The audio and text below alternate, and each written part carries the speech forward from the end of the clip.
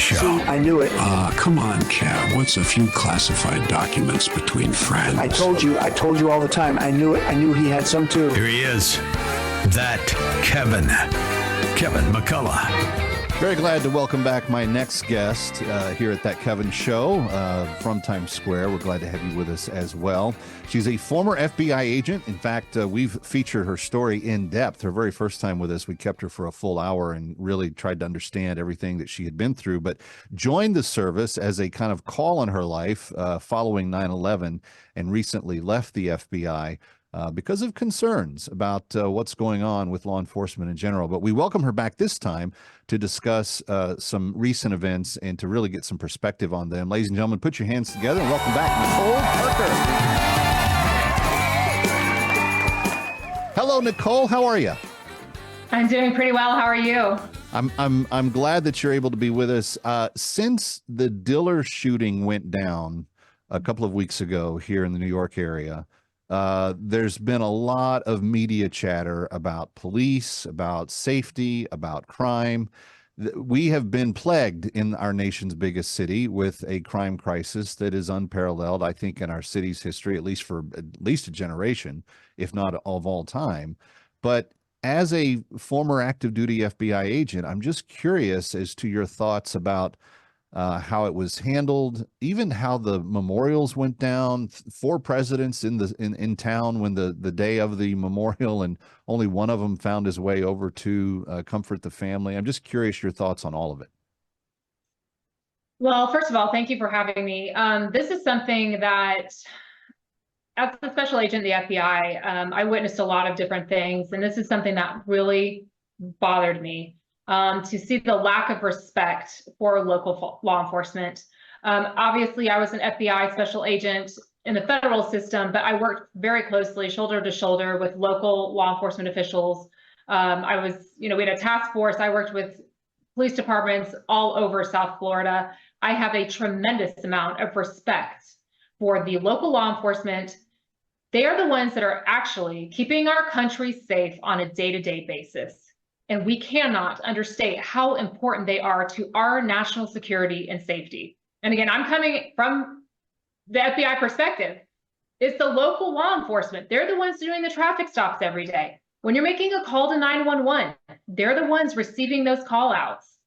A typical officer, let's say they serve for 20 to 25 years. I've been in discussion with many of my friends who were local cops. You could be receiving, depending on the city that you're in, up to, let's say, potentially 60,000 calls in your entire career. That's just a ballpark number, depending on the jurisdiction in which you're serving. That's a lot of opportunity for danger and for risk and for potential death, frankly. Every time you go through a door or you go to that car for the traffic stop, you don't know what you're going to face. And these officers are putting their lives on the line every single day for strangers. They don't know all the citizens and the communities in which they protect, but they're willing to do that because they love their city, they love this country, and they have a call to serve. And I think that for me, particularly the summer of 2020, I sat back and I watched how our law enforcement officials were crucified. And it made me upset. My blood was boiling. I was a special agent and I sat there and I watched our television screens as our cities burned to the ground and as our officers were literally spit upon. And the lack of respect and how they treated officers like they were villains is wrong. The defund the police movement, it's wrong. And you know what? 4 years later, we're seeing it, and it's caused damaging effects, a ripple effect that could damage our country for years. Not only is there a lack of respect, but the law enforcement officers, the cops, they don't want to serve anymore because they are not appreciated. They are not respected. Their local officials do not support them. Defund the police. There's nothing more it takes your motivation out of your sales because they don't support you. And I can tell you, we had 2 FBI special agents on the federal level in the Miami division. One of them was a very close friend of mine. Special Agent Laura Schwarzenberger and Special Agent Daniel Alfin were shot and killed in the line of duty on February 2nd of 2021 here in the Miami division in Sunrise, Florida. They were executing a search warrant against a child predator, and they were killed adversarially in the line of duty.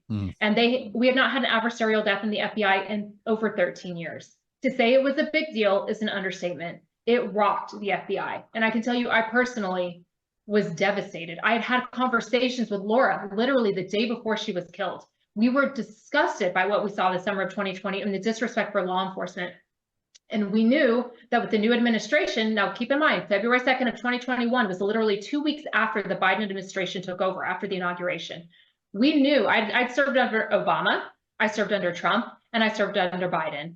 And to have two federal officials shot and killed in the line of duty, to have those memorial services, and to have no president of the United States show up, the silence was deafening. They were not there. President Biden was not there. And so to see what happened with the NYPD officer, Jonathan Diller, a true hero, not just for the city of New York, but for the entire country. And to know that President Biden was within 6 miles of where that wake occurred. Yeah. And he didn't even have the common decency to go show up. Sadly, Well, and it's not like, it's also not like he can't stop traffic and get through places in short amounts of time. Like, he has the ultimate power to kind of clear his path to go wherever he wants and to choose not absolutely. to. Yeah. To choose not to is an absolute slap in the face. And frankly, you know what? It's hurtful. I think it's disgusting. But I can tell you it's par for the course, because I saw it happen on the federal level as well. He didn't show up for the FBI agents' funerals either. So that was a very loud and clear message to us and to members of the law enforcement community, and particularly the FBI. He didn't really care. He doesn't have our back. He doesn't support us. And that's how it felt. And like I said, not being there sent a very, very clear message. I think it's disgusting, and I think it's shameful, but not shocking. Not shocking at all. Right. So that's kind of where we're at. And I think it's important that members of the community sit back and watch what's happening, and they think, well, what can I do about it? I'm not a cop. I'm not an FBI agent. What am I going to do to help? There's a lot that you can do, because you have the power of a vote, and your vote, hopefully, matters. And in fair elections, your vote should matter, and you actually do have a voice in your community. And one thing that members of the community can do, you can go out and vote, and you can support elected officials who support law enforcement. I want to get back to strategy of where we go from here in our next segment, but I do want to say that the damage that this mindset has done towards law enforcement nationwide has created an unsafe nation for law-abiding people. And there are lots of factors that are being kind of shuffled into this deck, but chief among them is the fact that we took law enforcement from being somebody that we respected and looked up to now we spit on and degrade on the public mass kind of level. And that is a very dangerous place to be. She's Nicole Parker. I'm Kevin McCullough. We're talking about law enforcement. Of course, last week, the 4 presidents were in town, and 3 of them went to a big glitzy fundraiser. One of them went and sat with a widow and had a very meaningful time with the family, expressing his feeling for it. And if you're not engaged in this, what does it take? Does it take a murder in your own neighborhood? Does it take someone you know? Does it take a law enforcement member keeping you safe going down? I hope we don't get to that point. But my fear is that we're rapidly approaching it. We're coming right back from New York. Stay here. Around for more of That Kevin. Next, That Kevin Show with Kevin McCullough.